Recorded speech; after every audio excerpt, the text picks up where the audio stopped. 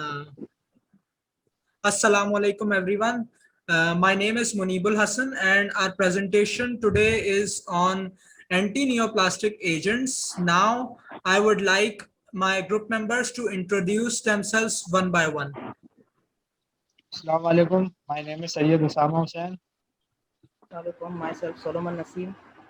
Assalamualaikum. My name is Muhammad Danab Khan. Okay, now I would like to call Solomon Naseem to start off with his introductory part of this presentation. Thank you. Okay, so let's start with the introduction. Neoplasia is such a disease in which there is a complete loss of control over growth in one or more cells, which may lead to hematological malignancies or tumors. Okay, so these tumors may be of three types, that is benign, pre-malignant, and malignant. Okay, so the benign tumors usually do not spread or either by very slow means and generally regarded as non-cancerous, whereas the pre-malignant tumors are non-cancerous but they usually have the potential to modify into cancerous, whereas malignant tumors are cancerous, having potential to grow and develop faster, invading other cells or tissues. If the new plasma are diagnosed at very initial stage, they can be removed surgically or by other methods such as chemotherapy, radiotherapy, targeted therapy, or antibody-based agents. However, it is very critical to diagnose the neoplasms at initial stages and hence act as silent killer. There are more than 200 different types of neoplasms having different causes, symptoms, treatments, and responses to particular therapies. There are various risk factors for developing cancer. These risk factors may include bacteria and viruses, defective DNA repair, mutations in genes, non-coding DNA, aging, and environmental toxins. Okay, so if we talk about the history, it has been estimated that the cancer is the second most cause of death. About 9.6 million deaths were recorded in 2018 by the WHO. However, from centuries, the people are fighting with this. Between 370 till 460 before Christ, Hippocrates was the first to use the word cancer for carcinoma tumors, but actually, Hippocrates was not the one who discovered this disease. In 1761, Giovanni Battista, generally regarded as the father of modern anatomical pathology, was the first to do autopsies on dead bodies to determine the relation between illness and pathophysiology, which provided the basis for scientific cancer strategies. Later, John Hunter introduced the concept of surgery for the removal of tumors. Whereas in 19th century, the modern microscope was developed and the founder of cellular pathology, Rudolf Virchow, developed the foundation of the modern pathologic study of cancer. In early 20th century, radiotherapy and surgery were the main procedures for the treatment of neoplasms, whereas in 1900s, Paul Ehrlich introduced the term chemotherapy and efficiently contributed in the development of anti-cancer drugs. Whereas if we talk about the myths of 20th century, the researchers worked on the mustard gas and its related compounds, which led to the formation of miclorethamine, a nitrogen mustard alkylating agent used to treat lymphoma, which was marketed in 1949. In 1948, Sidney Farber validated the effectiveness of aminopterin, which is predecessor of methotrexate, which we can see methotrexate at most of our pharmacies, an antagonist of folic acid for the treatment of childhood leukemia. From 1950 till 1980, two new drugs got approved every year, whereas this number increased to 10 novel oncological drugs during the time period of 2011 till 2019. Now, this is the small summary of the history for the cancer anti-cancer agents with the respective years. Now, I would like to call Munibul Hassan to represent the classification of anti-neoplastic agents.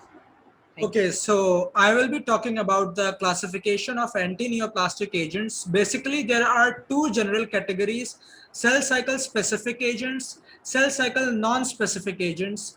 Cell cycle specific agents can further be classified into different subclasses. For example, taxanes, Vinca alkaloids, anti-tumor antibiotics, topoisomerase 1 inhibitors, topoisomerase 2 inhibitors, and antimetabolites.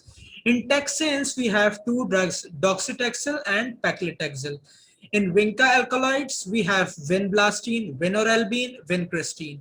In topoisomerase 1 inhibitor, which are also known as camptothecins, the drugs are topotecan and irinotecan. In topoisomerase 2 inhibitors, we have etoposide.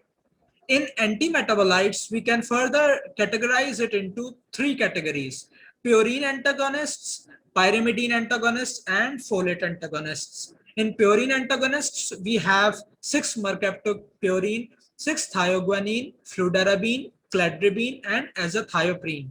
In pyrimidine antagonists, we have capecitabine, 5-fluorouracil, cytarabine, and gemcitabine. And in folate antagonists, the examples are pralatrexate, methotrexate, and pemetrexate. Next page. Thank you. Okay. So in cell cycle non-specific agents, we have anti-tumor antibiotics, which include dactinomycin and mitomycin. In anthracyclines, we have doxorubicin, daunorubicin, epirubicin, idarubicin. In platinum complexes, we have oxaliplatin, cisplatin, and carboplatin. Alkylating agents can further be classified into several categories, like, for example, alkyl sulfonate, nitrosurase, triazine, ethylenamine, methylhydrazine, and nitrogen mustards. In alkyl sulfonate, we have busulfan. In nitrosurase, we have carmastine and lomastine. In triazines, we have temozolomide and dacarbazine. In ethylenamine, we have thiotepa, L-tretamine, and in methyl hydrazine, we have chlorgarbazine. In nitrogen mustard, the examples of drugs are chlorambucil, melphalan, cyclophosphamide, and meclorethamine. There is a separate class of steroid hormones and antagonists. Like, for example, we have letrozole, prednisone, tamoxifen, estrogens, and flutamide. There are several available brands in Pakistan, which are as follows: Femara, which is and its generic is letrozole, Nolvadex, Aromacin, Adriblastina, Taxotere, Unitrexate, Imuran, Toposide, Velbastine, and Pharmaplatin.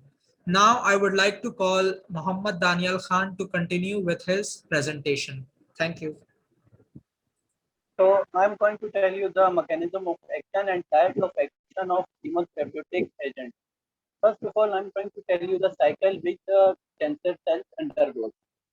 Initially, the purines and pyrimidine rings fuse together to form ribonucleotides, then deoxyribonucleotides, then DNA, then RNA, then protein, and enzymes and microtubules. Now, the drug inhibits the specific steps in this cycle, like mercaptopurine, fluokinase, and methotrexate inhibit purine ring synthesis.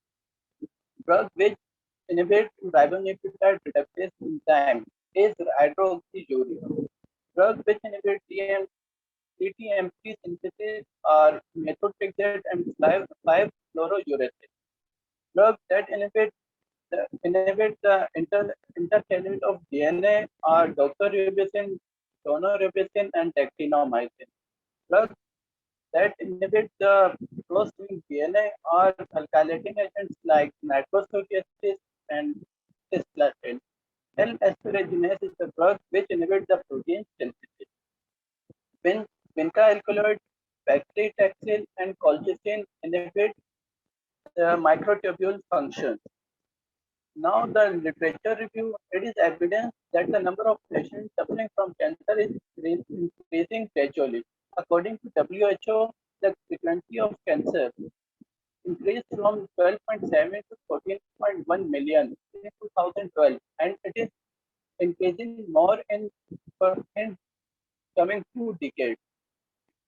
Different cancer treatment options are there. The conventional strategies to treat cancer were radiotherapy, chemotherapy, and surgery. These approaches were not effective owing to their side effects, and therefore more research are being conducted in order to discover new anti-tumor drugs that, that are effective in terms of their safety profile as well. Some studies have revealed that compounds derived from natural resources could be effective in treating cancer. In the last decade, many chemotherapeutic drugs have been derived from plant derivatives or natural products, and almost 70% made it to clinical trials. Drugs like curcumin and paclitaxel are derivatives of natural products. Taxol is extracted from barks of cactus nut. Now, I would like to call Usama for further information. So now let's talk about drug obtained from different cancers from plants.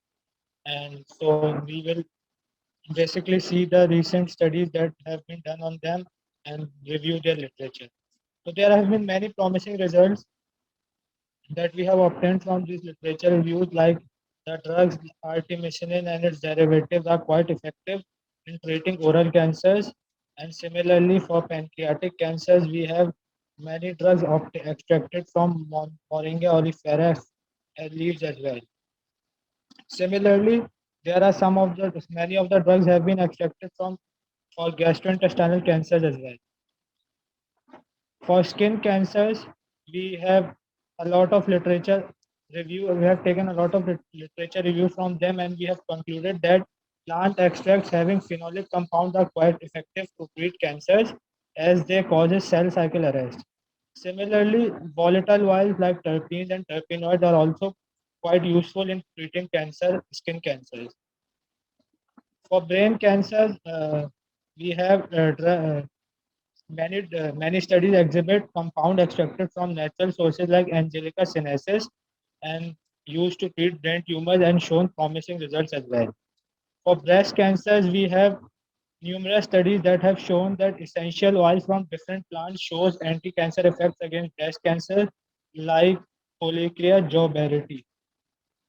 Platinum-based anti-cancer drugs, they have been quite effective and they have however, its efficacy is low and so it has toxicities as well.